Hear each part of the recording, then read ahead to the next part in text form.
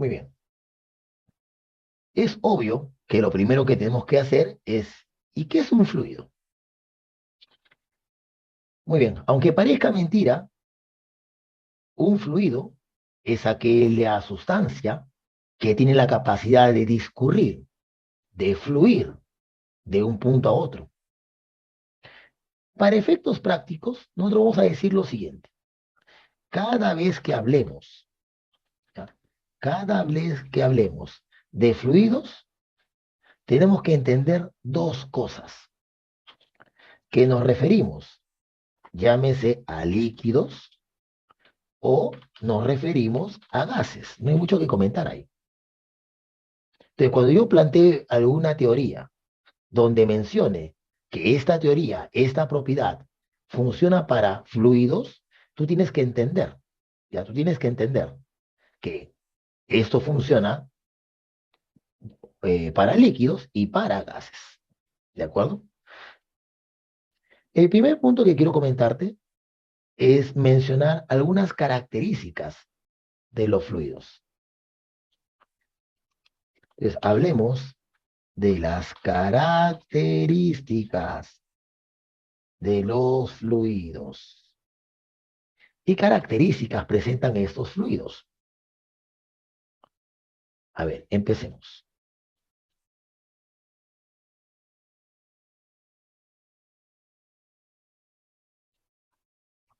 Ya.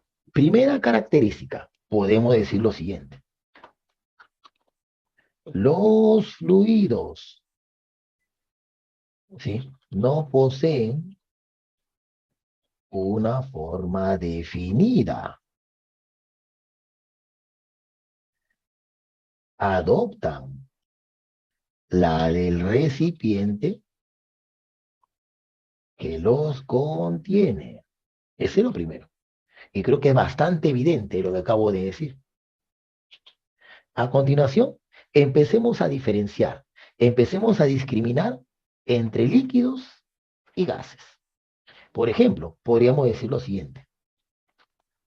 Los líquidos poseen un volumen definido, mientras que los gases ocupan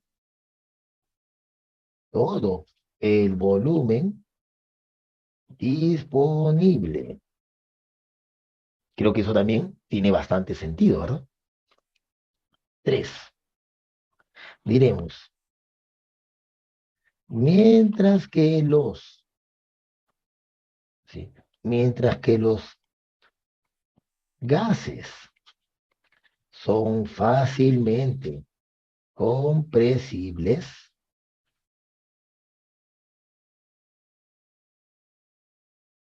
mientras que los gases son fácilmente compresibles, los líquidos son prácticamente incompresibles.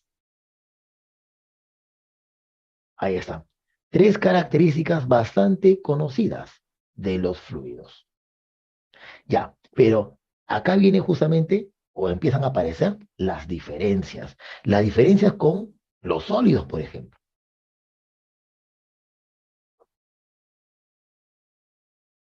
Decimos, cuando un fluido, ya, cuando un fluido ejerce fuerzas sobre una superficie,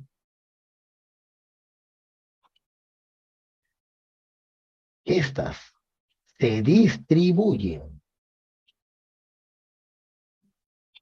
a lo largo de toda la superficie. A ver, vamos a cambiar eso para no ser redundante, ¿eh? Sobre un cuerpo. Cuando un fluido ejerce fuerza sobre un cuerpo, estas se distribuyen a lo largo de la superficie perpendicular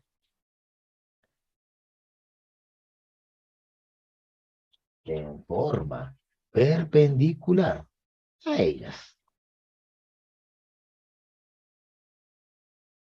A ver, ¿qué significa lo que acabo de escribir? Primero, entendamos qué significa eso de fuerza distribuida. ¿Ya? Fuerza distribuida.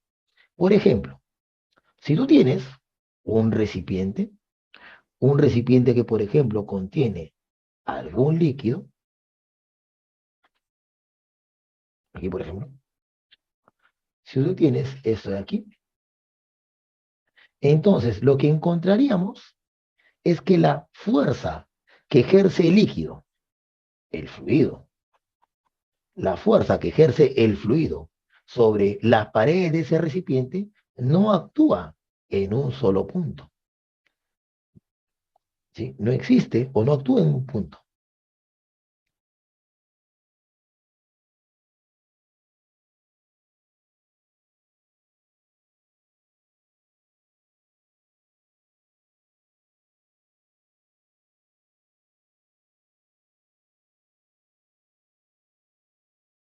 Ya está. Entonces lo que estoy diciendo es, imagínense que yo graficara las fuerzas que ejercen este líquido sobre las paredes del recipiente. Lo que yo graficaría es esto, mira, una fuercita por aquí, otra fuercita más grande,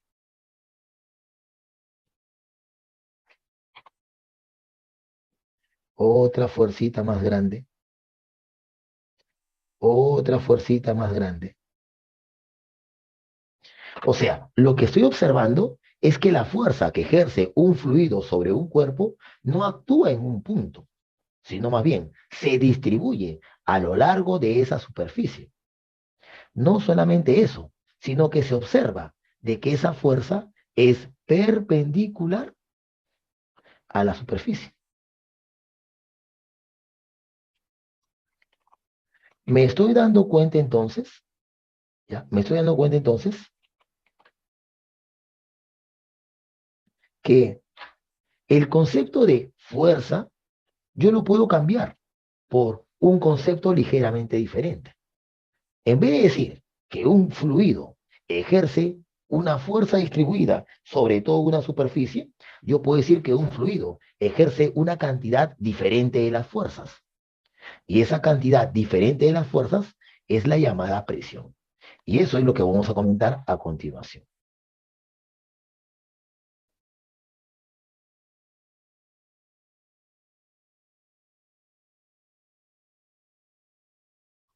Poco uno, ¿eh? Ya,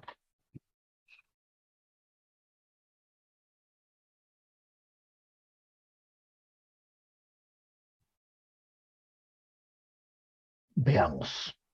Mm, Punto número dos,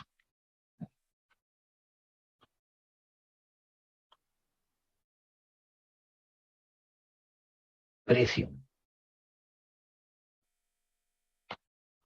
¿Qué cosa es la presión? Primero, diremos que la presión es una cantidad escalar, ¿sí? Es una cantidad escalar que mide la fuerza por unidad de longitud, o de área en este caso, de área distribuida, ¿sí? Distribuida por toda la superficie. Su unidad en el sistema internacional es el Pascal, es el Pascal. A ver, ¿cómo es esto? Lo que estoy diciendo es lo siguiente. A ver, imagínense una superficie de este tipo.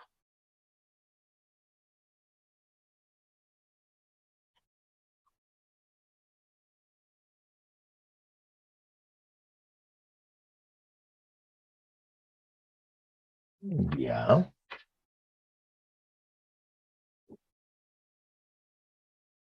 Ahora, supongamos que sobre esa superficie de área A, un fluido, entiéndase líquido, entiéndase gas, ejerce una fuerza. Esa fuerza, de acuerdo a lo que hemos comentado, esta fuerza se distribuye por toda la superficie.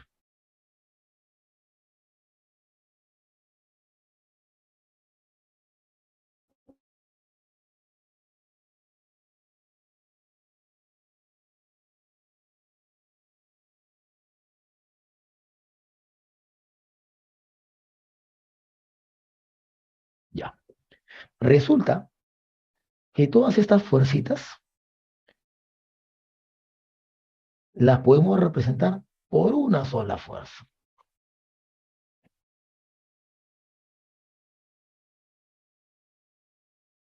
Y esa fuerza es la fuerza F. Insisto, nota que esa fuerza es perpendicular a la superficie.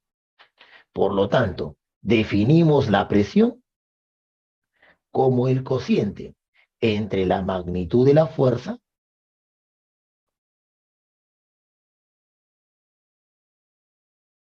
y el área de la superficie. Así se define la presión.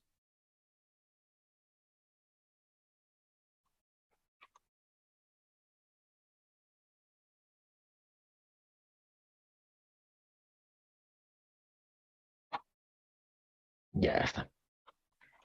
Chicos, obsérvese un detalle, ¿ya? Obsérvese un detalle. Obsérvese que estamos diciendo que cuando un fluido ejerce fuerzas sobre, en este caso, una superficie, esas fuerzas van a ser perpendiculares a la superficie. Es importante que te des cuenta, ya es importante que te des cuenta que esta presión es una cantidad escalar. Quien se dibuja es la fuerza, no se dibuja la presión. Y ten mucho cuidado con ese error que es bien conocido, ¿ya? La presión es una cantidad escalar, por lo tanto no tiene sentido que tú la dibujes, pues. Lo que tú dibujas es la fuerza.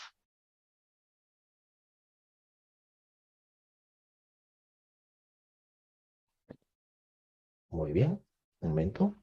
Mm, Ahorita vamos a plantear.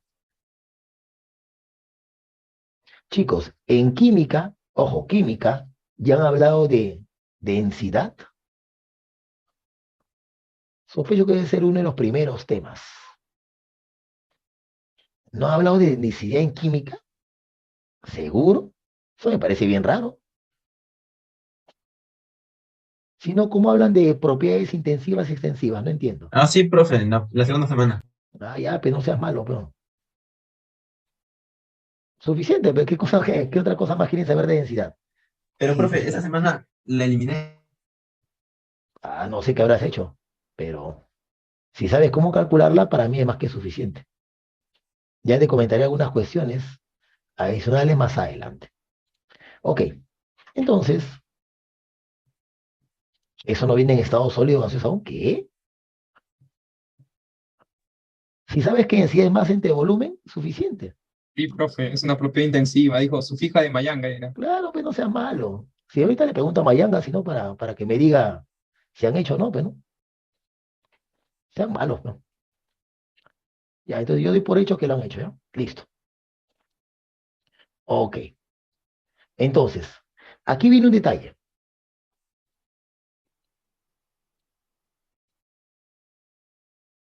Decimos, podemos extender, ¿ya?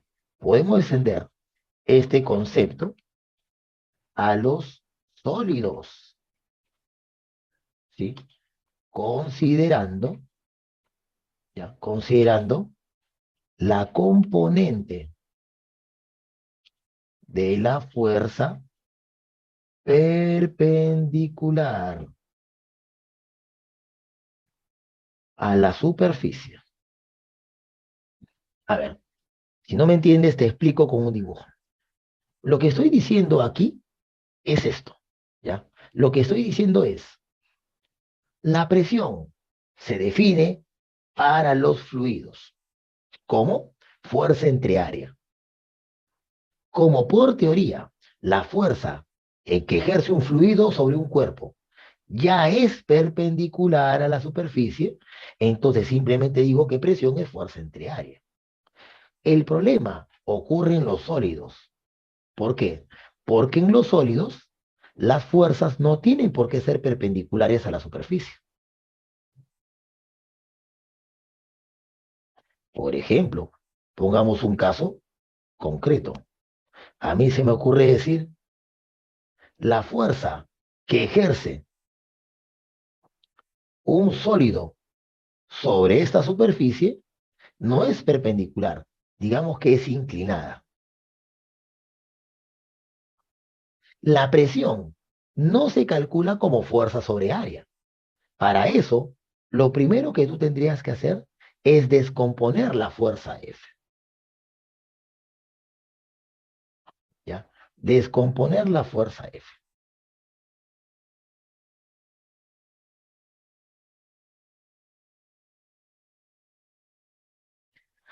Cuando descompongas la fuerza F, entonces, de acuerdo a lo que te estoy diciendo, solamente vas a considerar de las dos componentes aquella componente que sea perpendicular a la superficie.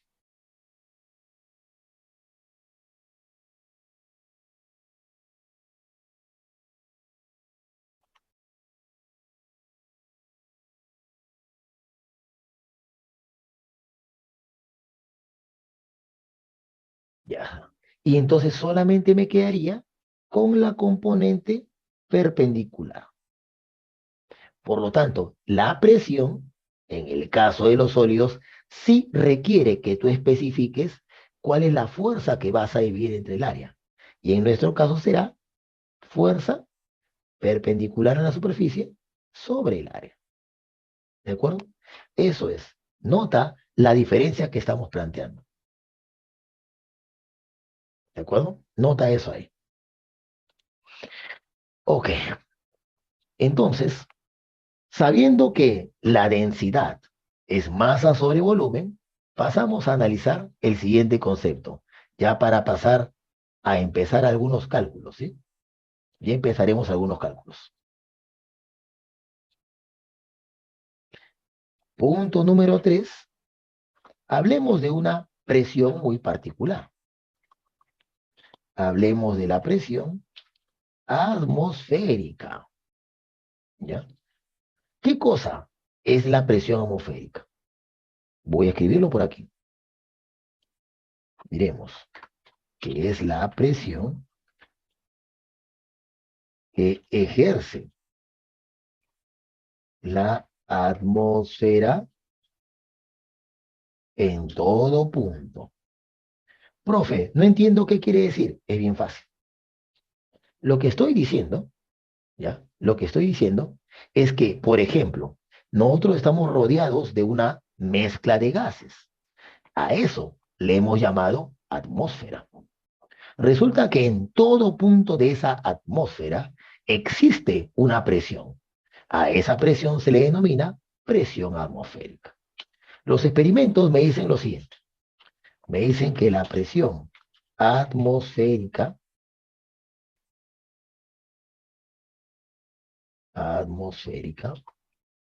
disminuye con la altitud. ¿Sí? La presión atmosférica disminuye con la altitud. Por ejemplo, a nivel del mar,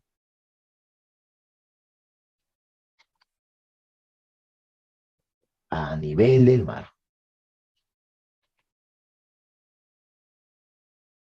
¿qué ocurre? A nivel del mar. Resulta que la presión atmosférica es bien conocida. A nivel del mar, la presión atmosférica, o se llama el P sub cero, esa presión atmosférica se puede escribir como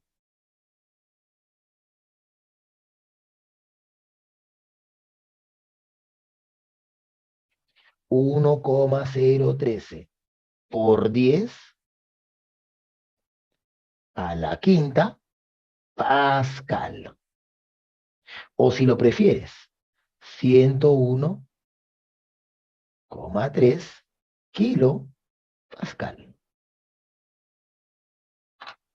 Eso significa entonces que a medida que yo asciendo a mayores alturas, la presión atmosférica disminuye. Podemos hacer un estimado de ese asunto. Fíjense, yo puedo construir, ya, puedo construir,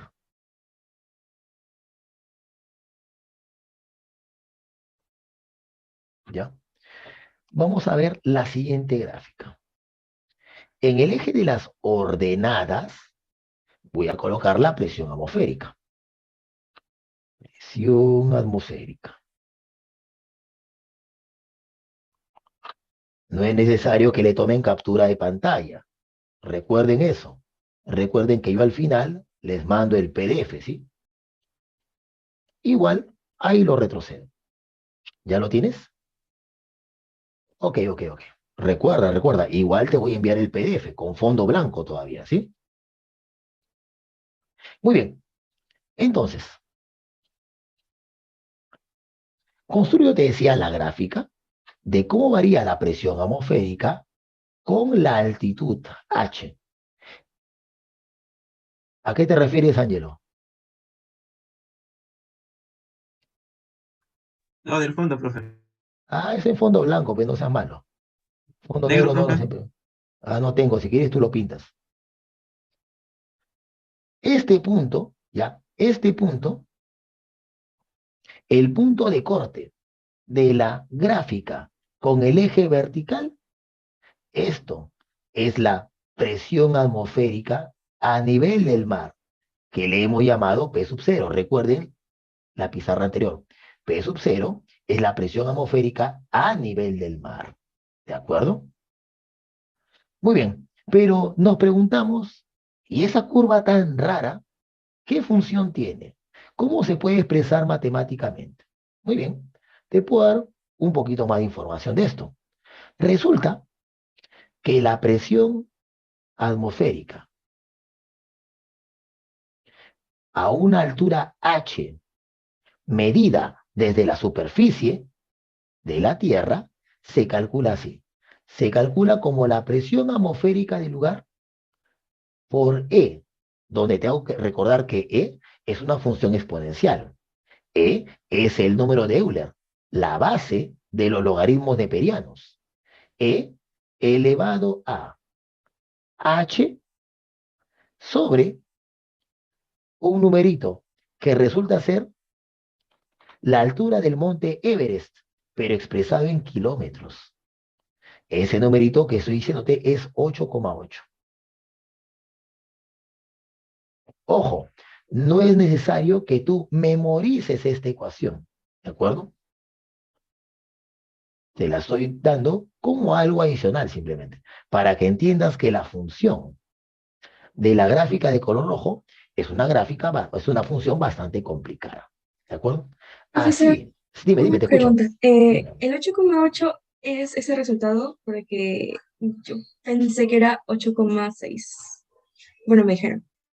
Ah, eso en sí es una aproximación. ¿Por qué le ponemos, o yo le pongo 8,8 para que coincida con la altura del monte Everest? Nada más. Como te repito, en sí, el problema debe decirte cuál es la aproximación. Lo que tú vas a encontrar es H sobre H0, donde H0 te van a decir es la altura del monte Everest expresado en kilómetros. Entonces, dependiendo de la aproximación que te den, te dirán pues 8,6 o 8,8. Altura del monte Everest. Así que no te preocupes, porque eso ni siquiera te lo van a evaluar, ¿sí?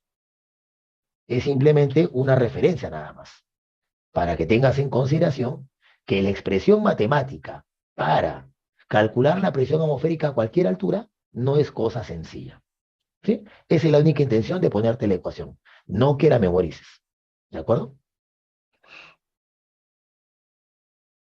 Gracias, profesor. Ok, ok. Muy bien. Entonces, esa es la expresión matemática para calcular, ¿sí? Para calcular la presión atmosférica a cualquier, ¿sí? A cualquier altura. ¿De acuerdo? Muy bien. Con eso en mente, ahora sí se viene lo bueno. Todo esto ha sido un relajo simplemente. Definir conceptos, características de los fluidos, qué cosa es presión, presión atmosférica. Y acá se viene la parte interesante. Punto número 4. Punto número 4. Vamos a analizar la presión en el interior de un fluido en reposo. Yo quiero averiguar cuánto vale la presión dentro de un fluido. Nota que solo voy a analizar el caso de fluidos en reposo. Si el fluido está en movimiento, esa es otra historia que a nosotros no nos interesa contar. Muy bien, para eso vamos a hacer el siguiente esquema. A ver, dame unos segundos.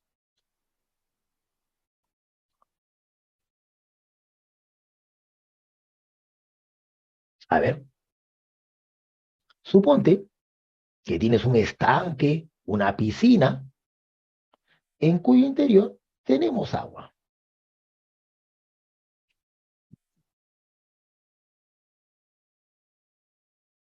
No ponen el agua por comodidad, en general puede ser cualquier fluido. Recuerda el título. Muy bien. Ah, está bien, Ángelo, está bien. Entonces, decimos lo siguiente. Por aquí, el líquido está en contacto con la atmósfera. De por acá, voy a colocar así, como nubecitas. Esta es la atmósfera. Atmósfera. Ahí está. Ya está la atmósfera. Ahora vamos a ubicar un par de puntos. Por ejemplo, voy a ubicar un punto.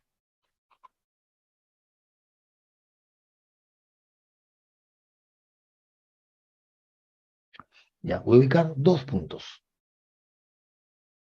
A este punto le llamaremos punto número 1, el de la izquierda, y a este punto le llamaremos punto número 2. ¿Ya? Te pongo por acá. Punto número 1.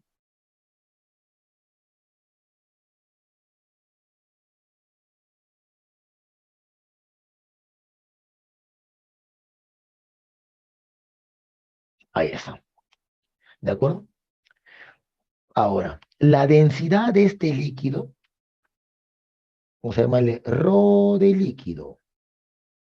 ¿Ya? Rho de líquido. Listo. Problema a resolver. Te vas a dar cuenta que si yo resuelvo este problema, entonces no va a haber nada, absolutamente nada, que yo no pueda demostrar posteriormente. Todo será justificable. Problema a resolver. Vamos a calcular la diferencia de presiones entre los puntos 1 y 2. Por ejemplo, el punto número 1 se encuentra a una profundidad Y1. El punto número 2 se encuentra a una profundidad Y2. Vamos a poner una frase que puede ser que resulte ser importante,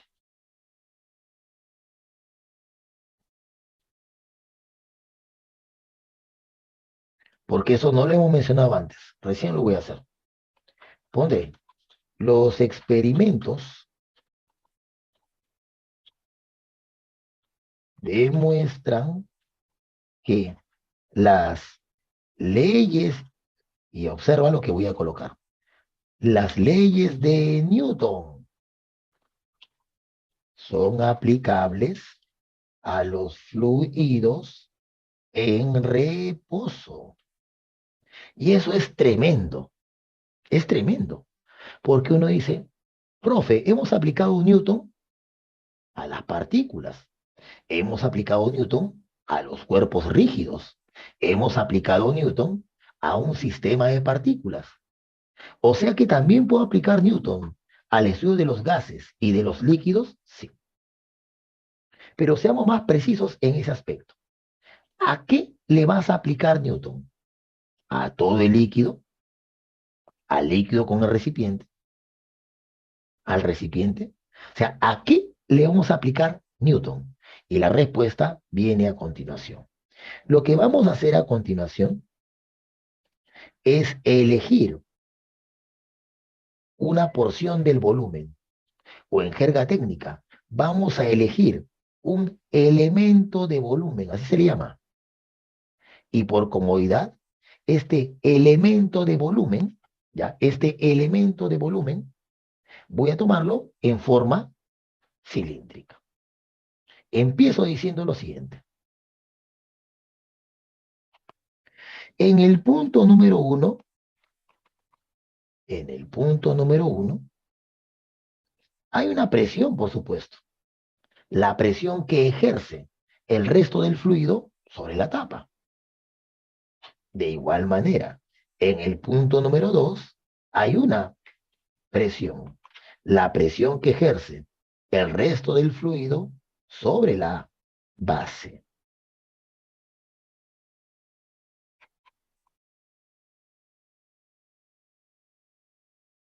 Ya está.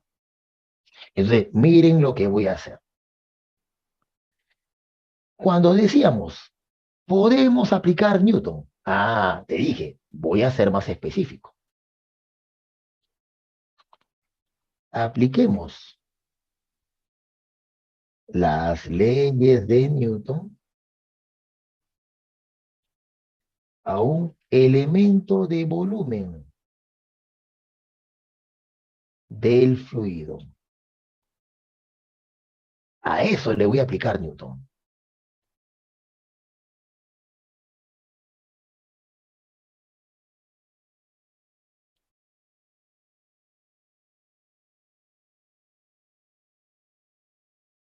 Ya. Nota lo siguiente, que como el fluido se encuentra en reposo, el fluido se encuentra en equilibrio. Y si el fluido se encuentra en equilibrio, entonces hay un problema acá. Ese cilindro también está en equilibrio. En equilibrio, ¿bajo la acción de qué fuerzas? Empecemos. Obvio, la primera fuerza que actúa sobre este cilindro de líquido es el peso. ¿Qué duda cabe? mg, donde m es la masa del cilindro, la masa del líquido. Pero te había dicho que sobre la tapa hay una presión P sub 1. Si la presión es P sub 1 y el área de la tapa le llamamos A, entonces, entonces, la fuerza que ejerce el fluido sobre la tapa es igual a la presión 1 por el área. También existe una presión que ejerce el resto del fluido sobre la base. Y eso se puede calcular como la presión 2 por el área. Chicos, ¿hasta allí me siguen? Sí, profesor. Muy bien, Angie. ¿Cómo vamos ahí, muchachos? Porque a partir de aquí se viene lo bueno. Está claro, profe. Ok. Antes que Volando, me profe. olvide. Ok, ok, muy bien, Cleiton. Aquí. ¿Cuánto vale la altura de este cilindro? Ah, fácil. La altura de ese cilindro sería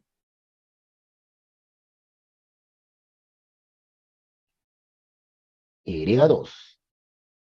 menos Y1. ¿Están de acuerdo? Muy bien. Hagamos la magia para que te des cuenta el poder que tienen las leyes de Newton, inclusive en este caso. A ver, lo planteo así.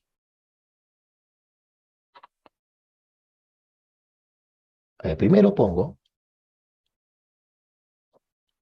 como el elemento de volumen se encuentra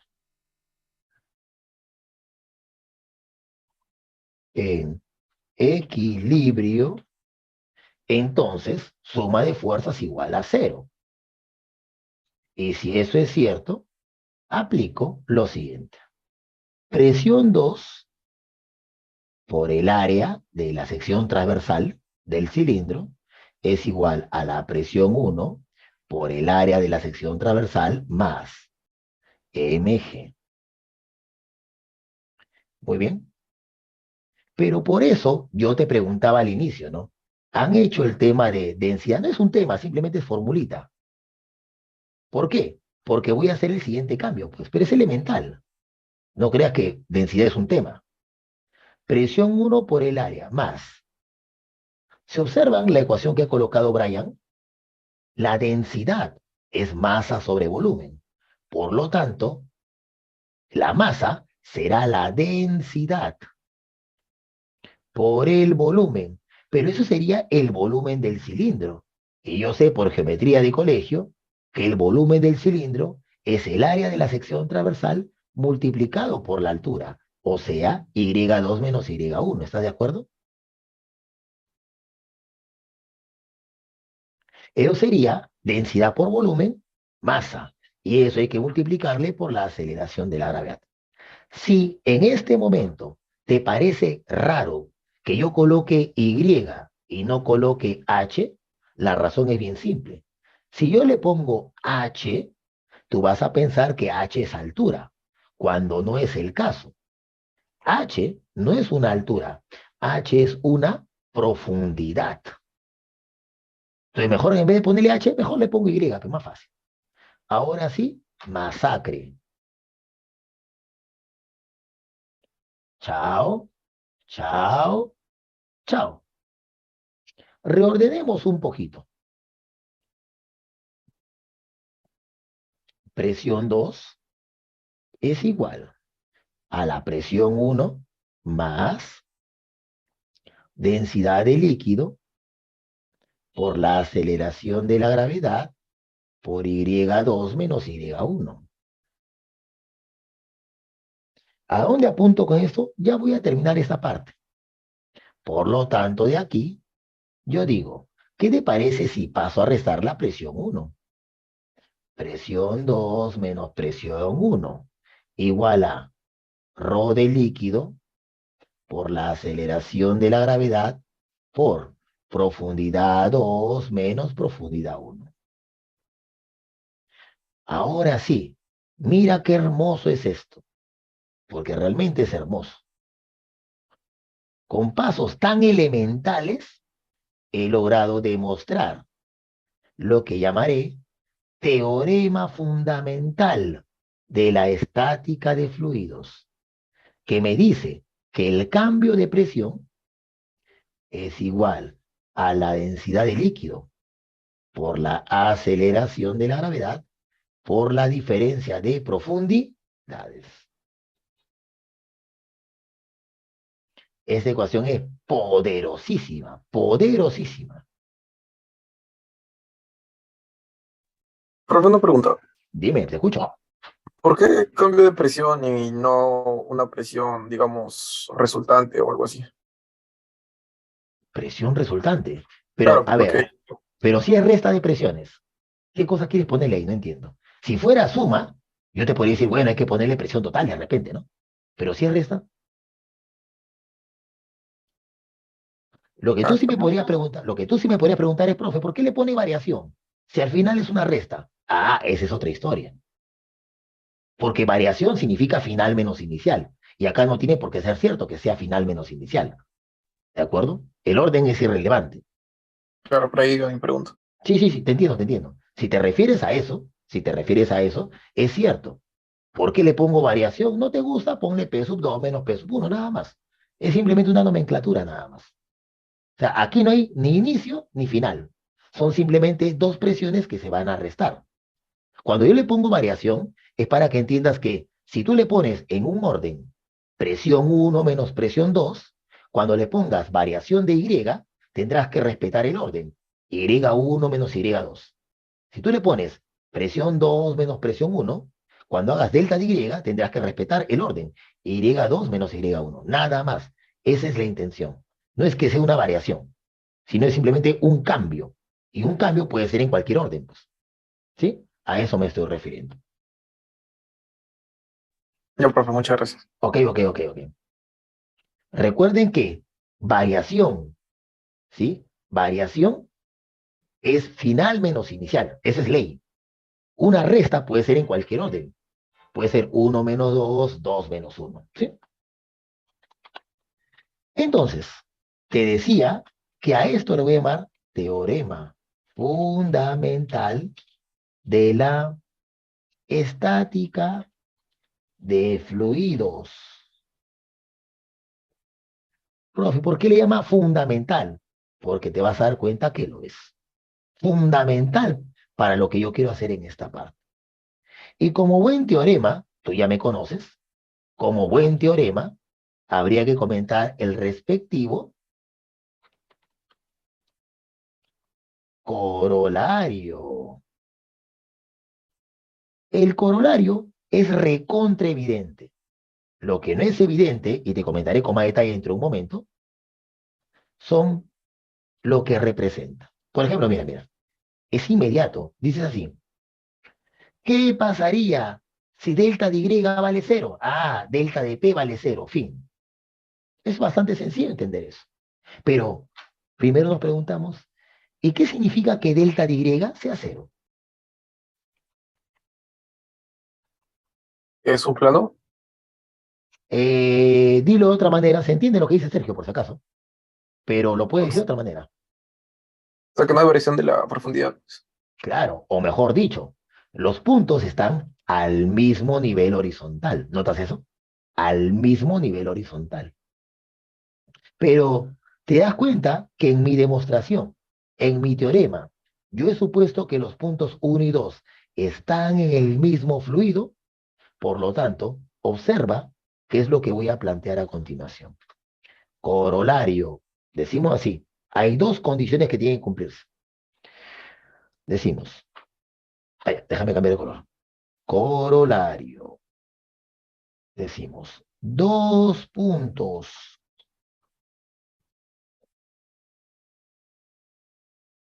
que se encuentran, primera condición, en el mismo fluido. ¿No? Dos puntos que se encuentran en el mismo fluido al mismo nivel horizontal soportan la misma presión. Ese es el corolario que yo voy a plantear como consecuencia del teorema fundamental de la estática de fluidos. ¿De acuerdo? A ver, antes que me gane el tiempo, podemos desarrollar un problemita de la práctica.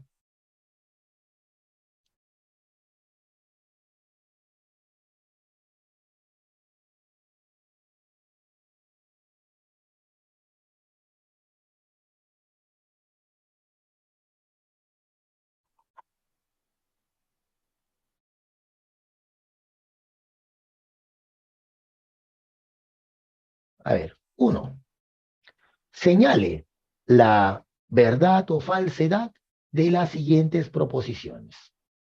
Primero, la densidad es una característica solamente de los líquidos y gases. No. Si bien resulta ser muy útil para el caso de los fluidos, eso no significa que no podamos definir densidad para sólidos. Falso. 2. La unidad de la presión en el sistema internacional es el Pascal. Verdadero. 3. La presión es una cantidad física vectorial. Falso. Es una cantidad física escalar. FVF. Así que la clave es la B.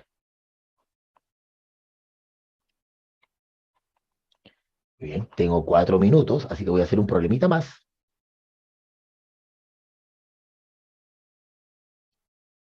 Este problema está bueno, aunque luce sencillo. Veamos de qué trata. Déjame copiarlo y pegarlo.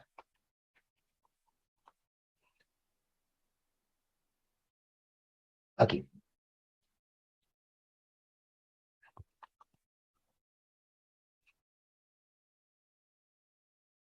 Un bloque de 5 kilogramos tiene forma de paralelepípedo rectangular de dimensiones 5 centímetros por 10 centímetros por 20 centímetros.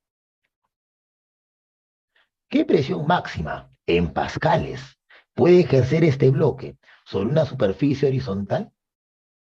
A ver, ¿qué quiere decir el problema? Eso es como una caja de fósforo. Y esa caja de fósforo yo la puedo colocar en diferentes posiciones. Lo puedo colocar echado, como está en el dibujo. Lo puedo colocar un poquito parado o más parado todavía. Lo que quiero decir, en pocas palabras, es que sin importar cómo tú coloques ese bloque, el peso va a ser el mismo.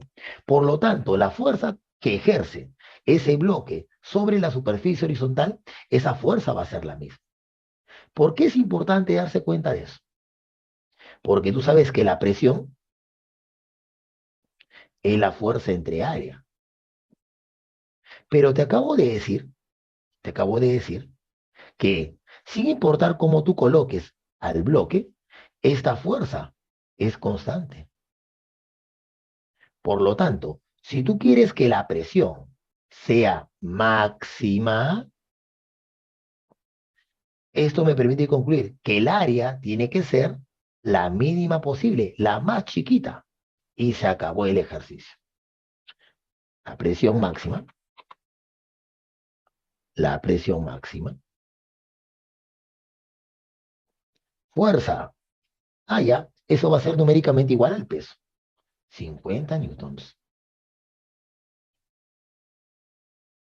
Y el área, la más chiquita de todas, 20 por 10 no es la más grande, 20 por 5 puede ser, pero 10 por 5 es la más chiquita, ¿verdad? 10 por 5, 10 centímetros por 10 a la menos 2, y eso multiplicado por 5 centímetros. 5 por 10 a la menos 2. Ahí está. Para que la presión sea máxima, el área tiene que ser la más chiquita posible. Y el área más chiquita es justamente 10 por 5. Muy bien, 10 con 10, perdón, 50 con 50 se va, ¿no? Y me queda 10 a la cuarta. 10 a la cuarta. Ya, lo han puesto así, pesados. 10 por 10 al cubo.